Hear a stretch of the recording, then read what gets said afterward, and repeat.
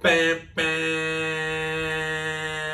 Nerazzurri fans from all over the world, welcome to the Interglobe. We are going at cruise speed. Finally, it's such a pleasure to comment the games of a team that found itself physically and psychologically, and that's what Inter did yesterday as well. We were so smooth. We won this game without any single headache. This is how Inter has to play with these teams. It's really amazing to watch such games because as Inter fans, and you know it, we are not very used to have easygoing matches. We always have some sort of drama in our matches, but yesterday it wasn't the case. Let's go into the game and see exactly why that happened. First of all, I have to say that the approach was perfect. We arrived on the pitch thinking only about one result, victory, and thinking about reaching it soon. The first half was pretty good. Not one save by Onana, although a couple of times he felt once again insecure. But all in all, I can say, dominated the game. We scored our first goal with a wonderful assist on a corner kick by Chala, and with finally De Vrij, who scored his first goal this season, and hopefully this will be a goal that will build his confidence a step more, because all in all he played a good game. Then after the goal, we kept playing well, which is good, and we scored the second one with a majestic ball by Bastoni to Barella, who stopped it like a pro and hit it like a champ. And that's a 2-0 result at the end of the first half.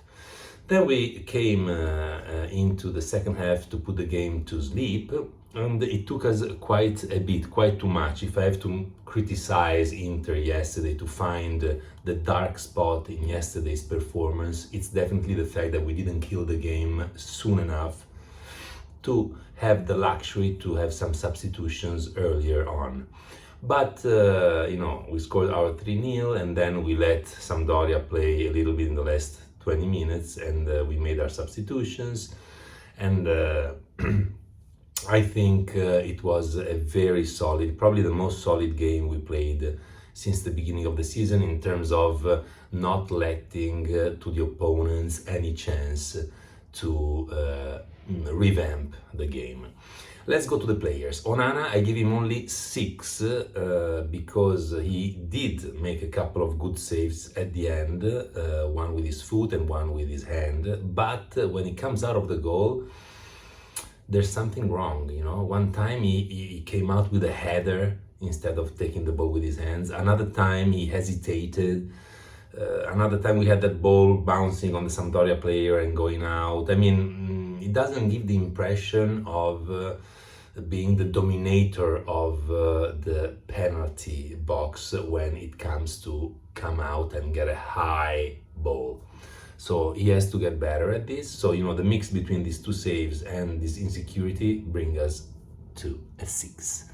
Then let's go to defense. We have 6.5 for Skriniar because, I really like the way he manages the referee as a captain. He's not hysterical, he's not pedantic, he's not too energetic. He's really good in managing the referee, and this is one more reason why I would make him captain even when Brozovic comes back or if Andanovic plays.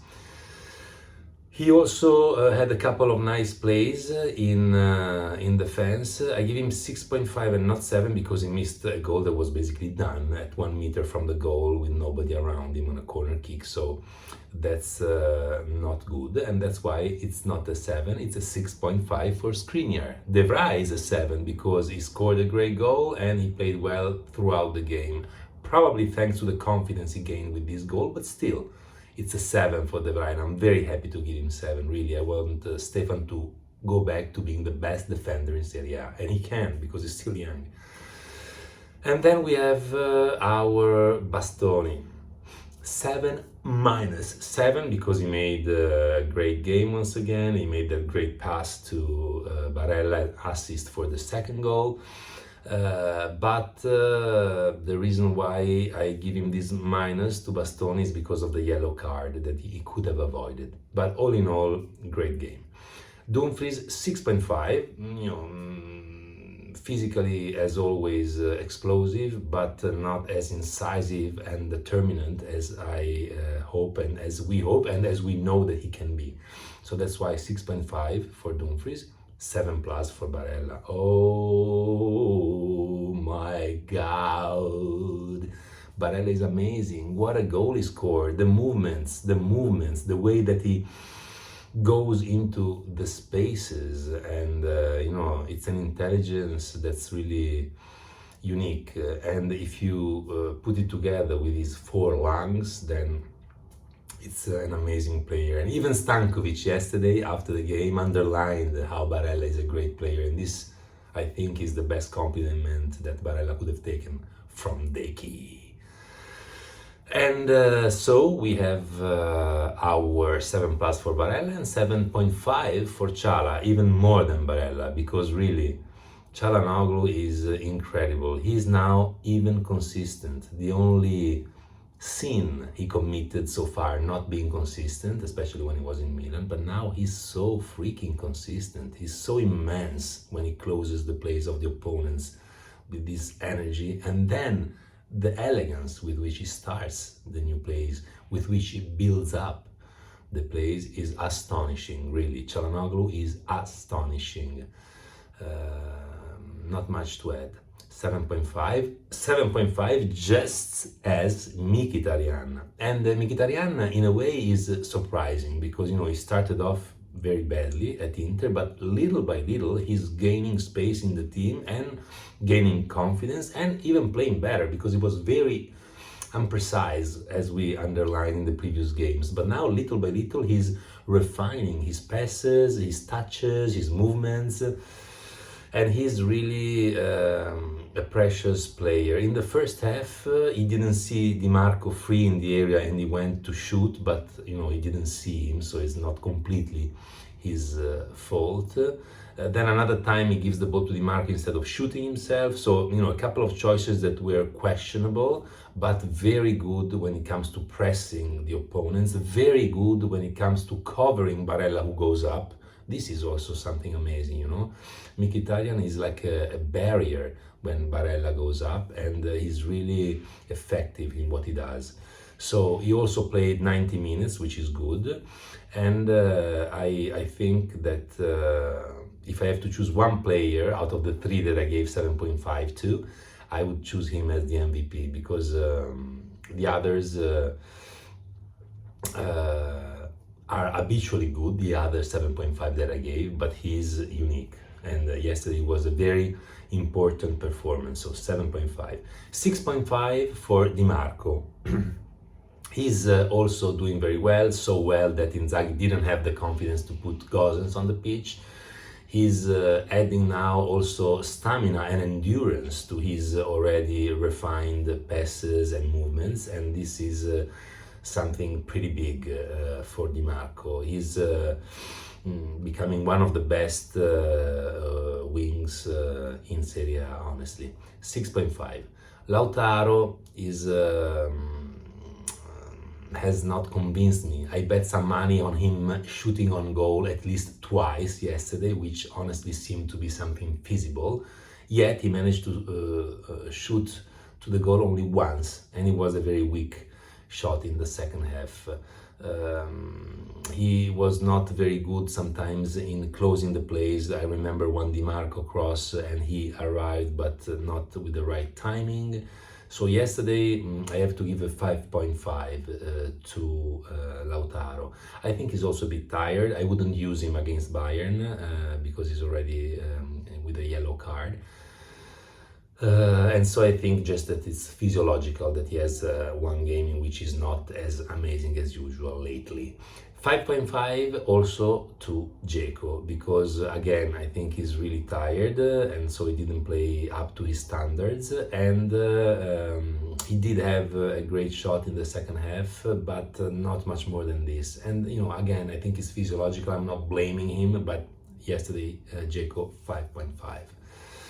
Coming to the substitutions, Correa 80 meters with the ball and 3-0. I mean, what can you say? You can only give him a 7 because he could have scored another goal, would have gotten an 8 because it was an easy goal to score, and because he didn't score it, he gets a 7 and not a 7.5. So nevertheless, I'm very happy to give him a good grade because we need Correa, we need his technical approach to the game, and I think Correa with Lukaku is a very good combination because we put together the best technical skills we have with the best physical skills we have in the team. So I'm confident and I would like to see this couple again, Correa and Rom. Even in the last game they managed to make a great give and go, and Rom scored, so that's very good. Correa 7, Rom.